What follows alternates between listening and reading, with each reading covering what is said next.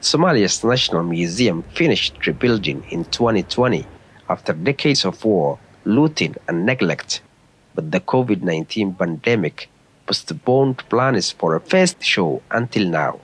The museum's first exhibit since closing with the outbreak of civil war in 1991 opened July 15 with paintings, drawings, photographs, and sculptures by 18 artists from Somalia and abroad.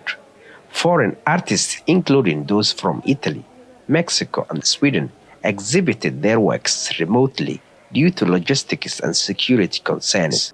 For many Somalis like 24-year-old Sumaya Abdi, this was their first time visiting their national museum.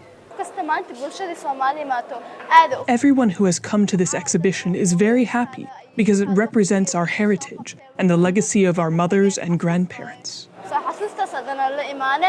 Museum director Usman Gedo oversaw the restoration of the museum, founded in 1933, and says they are ready to return it to its former glory.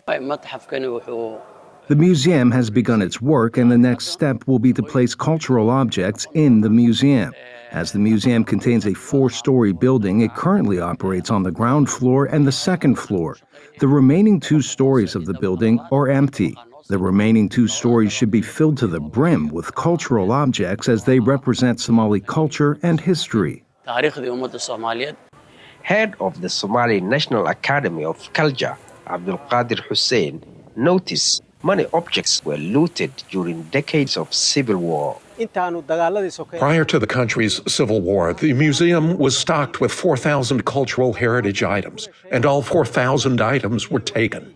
I believe a few were destroyed, and very few others were exported from the country. But the rest, we believe, are stored in homes for personal use. We expect people to return those items, even if just a history book. Bring it back to the museum. The theme of the museum's first exhibit is called Hoi, which means home in Somali. I am pleased to be a part of the first international art exhibition held in Mogadishu that brings together various artists from around the world. And the theme is about home. What does home mean to you? What role does it play in your life? And so on. Somalia's Minister of Education and Culture, Farah Sheikh Abdul Qadir, called this first exhibit in decades a significant milestone and a sign of improved security and stability. The opening of this art exhibition in the National Museum called Hoi is proof that we have overcome the days of anarchy, assassinations, and destruction. While Somalia still faces attacks by militant group Al-Shabaab, this first show at the capital's rebuilt museum gives a much-needed sense of normalcy. The art exhibit will continue at the Somalia National Museum for 6 months. Mohammed Sheikh Noor for VOA News, Mogadishu, Somalia.